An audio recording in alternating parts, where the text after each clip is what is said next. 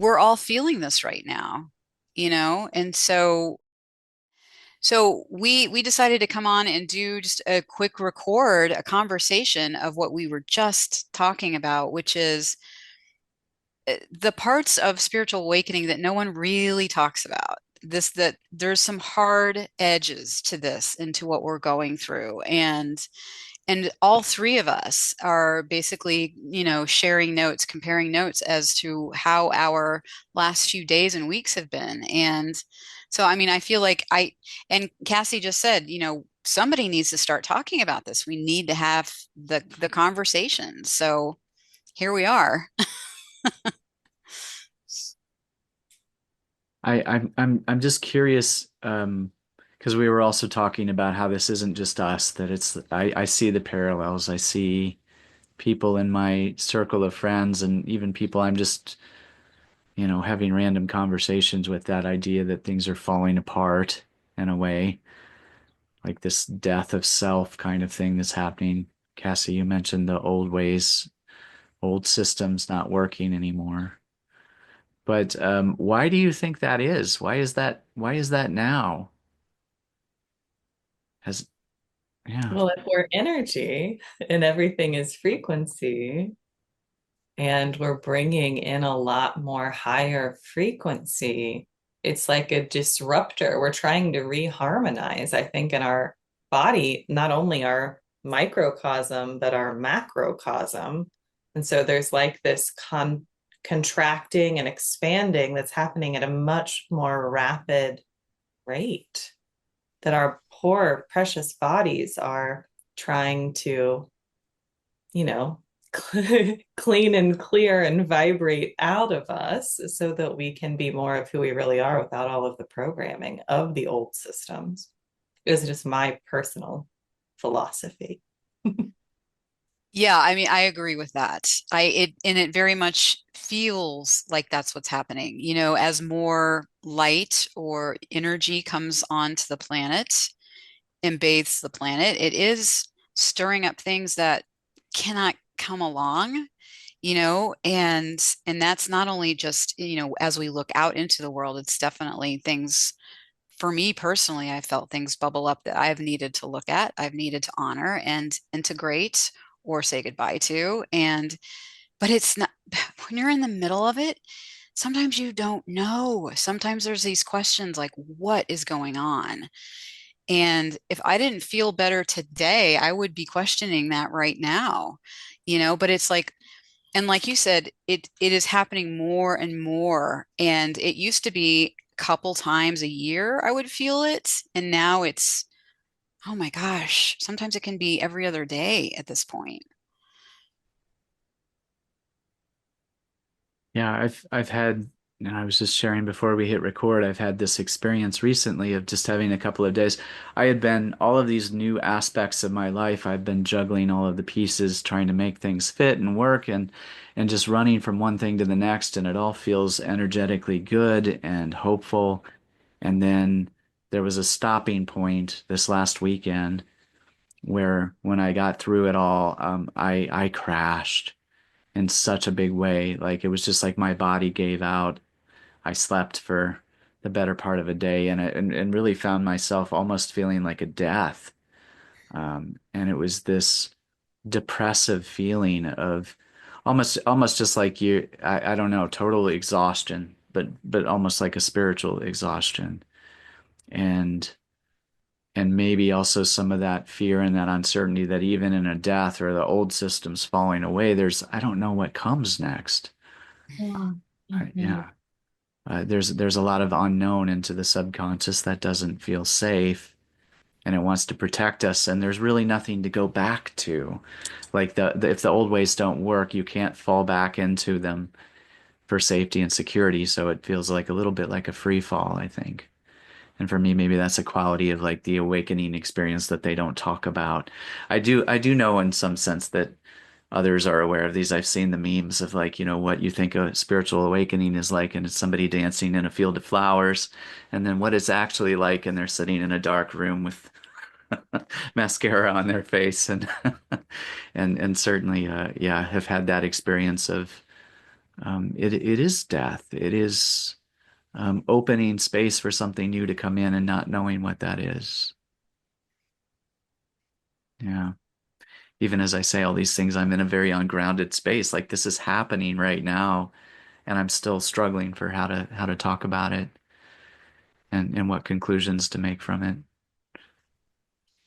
And I think that that's what we're doing, right? It's like we're part of an awakening that we don't know. Like we are the pioneers and the way showers, and there isn't a formula or a recipe or a guide, to help us. We know by connection and finding other people that are like-minded that if we didn't have each other, oh my gosh, I can't imagine, because every day is so different. And I loved how, you kind of are being a model and honest in that for like this is where you are right now. Like you are, essentially we've all like left an old life and entered a new life, and we have different degrees of how we've done that. And there's just not a lot of people really saying like it's so messy and unknown. And when we really understand our body's protection system and that we're working, that 95% of us is working in our subconscious, like we're hitting those walls still, whether or not the old program, like globally, is happening. It's happening within us. And so we have to keep touching those places to make the unconscious conscious, which is messy and hard and ugly. Yeah, and I think that is, if we're talking about what people don't necessarily feel comfortable talking about in this process is the mess, the messiness, and the fact that you can't, once you have be, once you start the process of waking up, is you can't go back to sleep, you know, using that analogy. I mean, you can't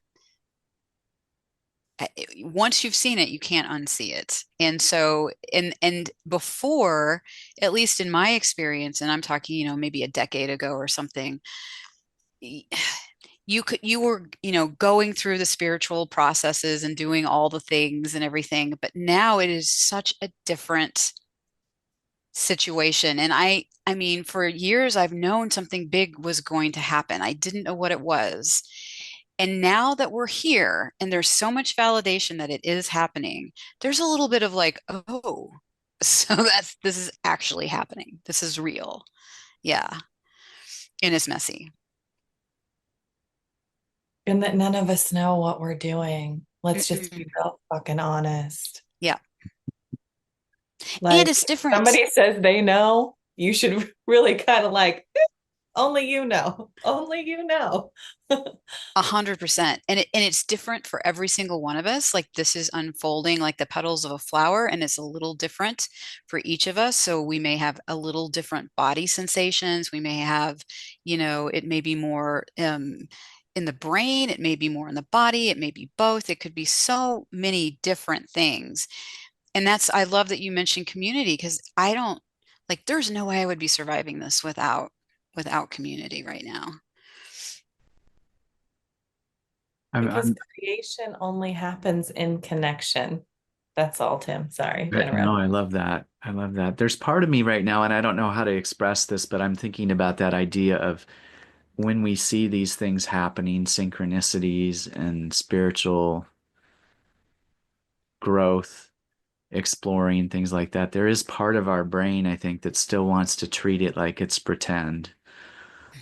Because it's not integrated. It's like it's compartmentalized to this idea of there's the spiritual journey, and then there's everything we have to do every day that's not the spiritual journey. And I'm even as I say that, I know that the reality is that all of it is the spiritual journey, but it is kind of a little bit like a matrix, and you have these moments of experience that throw you outside of that, and you recognize that things are more illusion than not in some ways. Like we're living in this world of agreements that this is how things should be and this is how we need to act and this is where we go next. And that world is starting to fall out a little bit, and we're seeing these glimpses of something that might be so much more, and still wanting to pretend a little bit.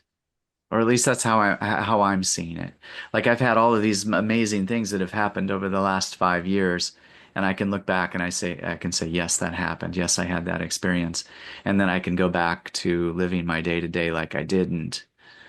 And then the the culmination of that over time, it just gets to be so much where so many of those things have happened that, yeah, there's this almost kind of a little bit of an internal freak out that's happens like, oh, I think this is real.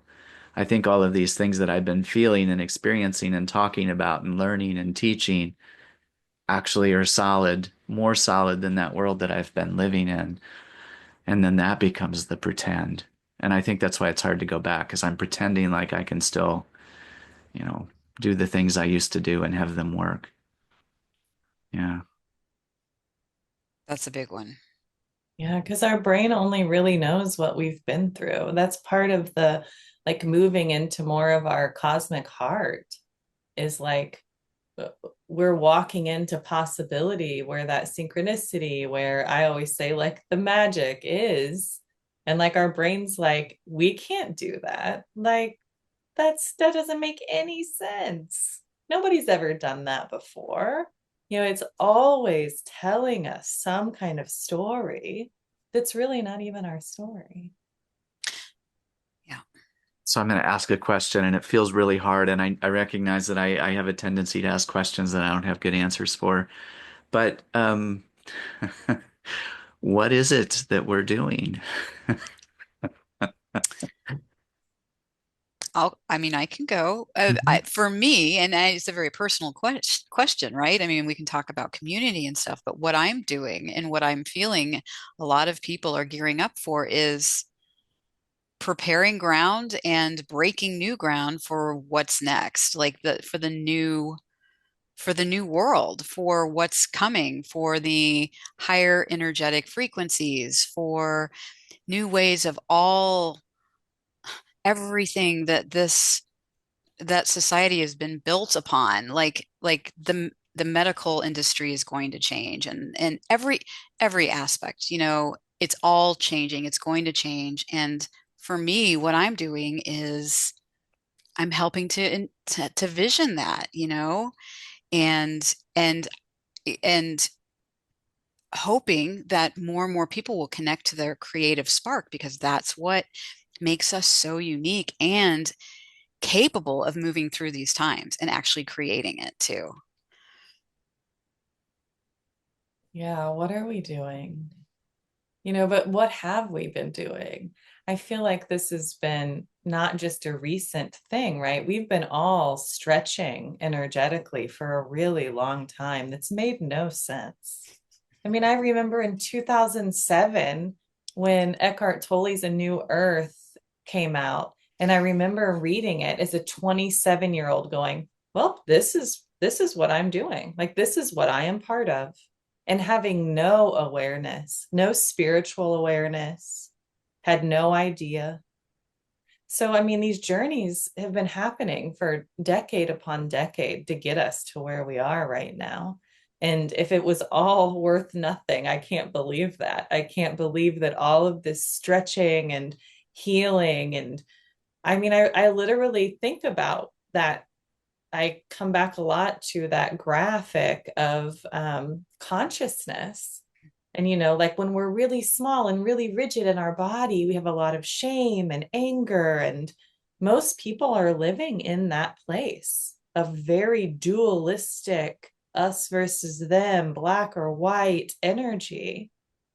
And when we start to get more color, the more that we're like, oh, actually, this isn't me. Oh, actually, I am a creative being that has complete possibility. Oh, actually, my child self needed to just be reprogrammed in so many ways to know that she was never wrong for being a magical creature on the planet or whatever it is for each one of us, right? Yeah. So that now there's more color. And so I think about all of us as like these beautiful colored beings that are walking around on the planet that we're literally giving everyone like, oh, here's another way. Mm. Here's another option. Mhm. Oh, we can really have deep conversations and like be connected in this way. Wow. Where has that been my whole life? I so love that you both had such eloquent answers to that question. I mean, and that is for me is the value and the benefit of community and being in circle with you all and just that because sometimes I don't know and then I need that reminder.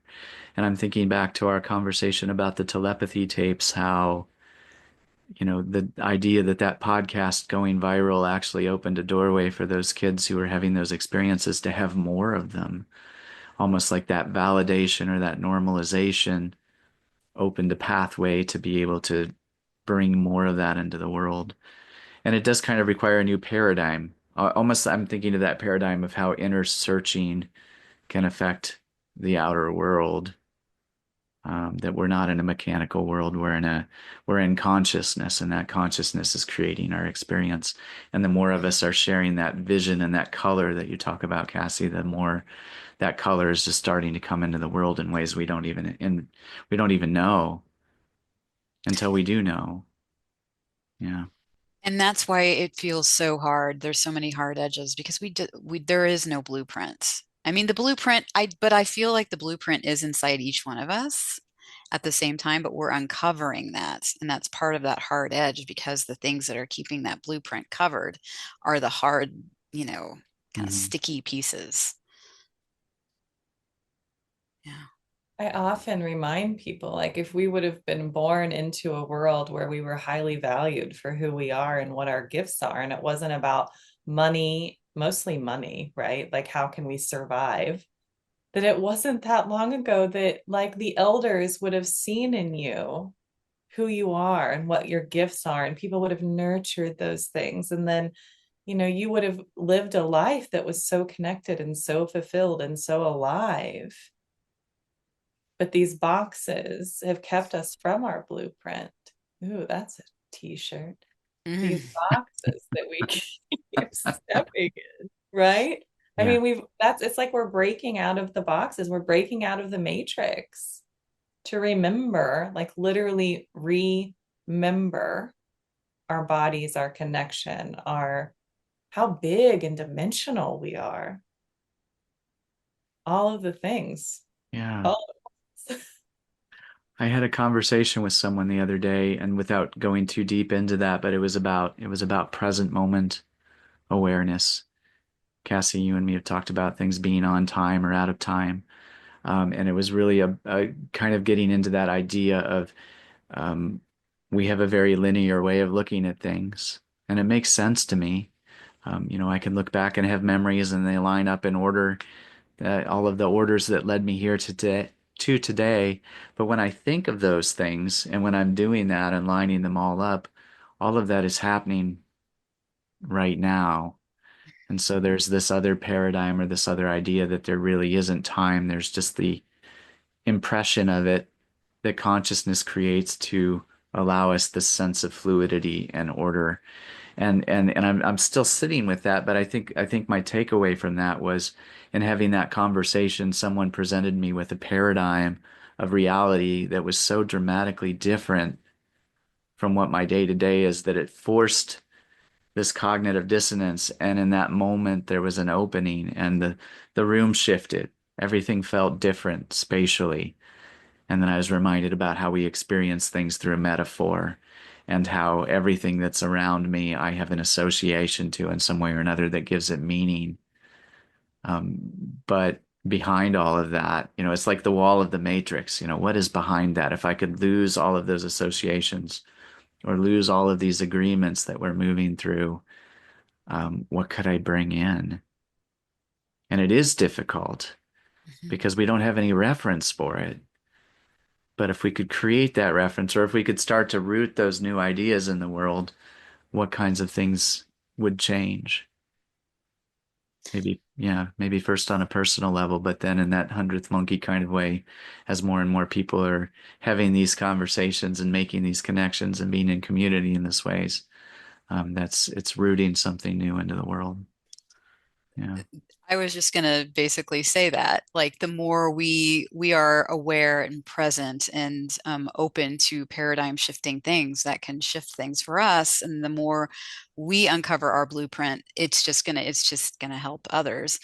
And I was having a conversation with a good friend the other day, and you know, she was talking about the outside world not matching, what's happening for so many of us. And uh, we had the conversation of, if you feel that you are here to change things, your business is not what's going on, out in the world right now. It's about creating that new vibration sort of within that then, you walk around with. And it's people don't know how to, like, well, how do you do that? How do you do that when there are millions of people suffering every day and all this and that? And for me, it is about having conversations like this. It is about listening to the telepathy tapes. It is about maybe listening to Greg Braden's new book about, how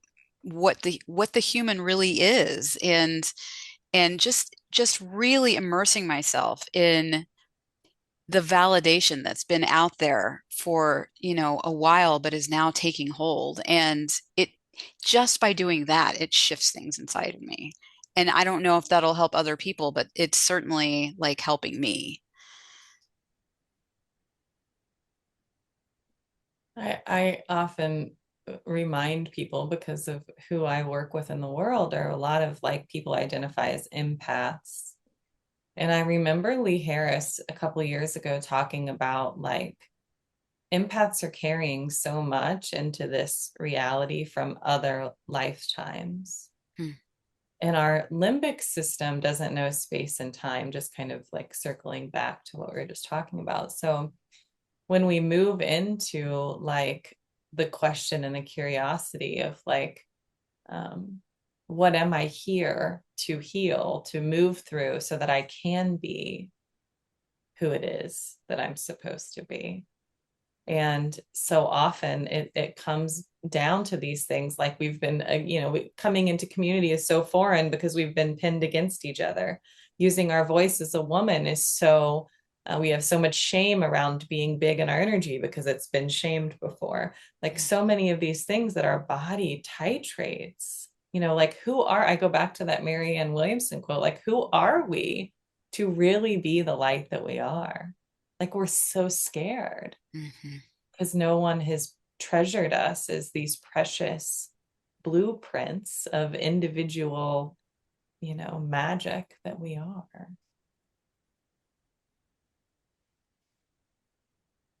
Well, thank you all for this conversation. Thank you.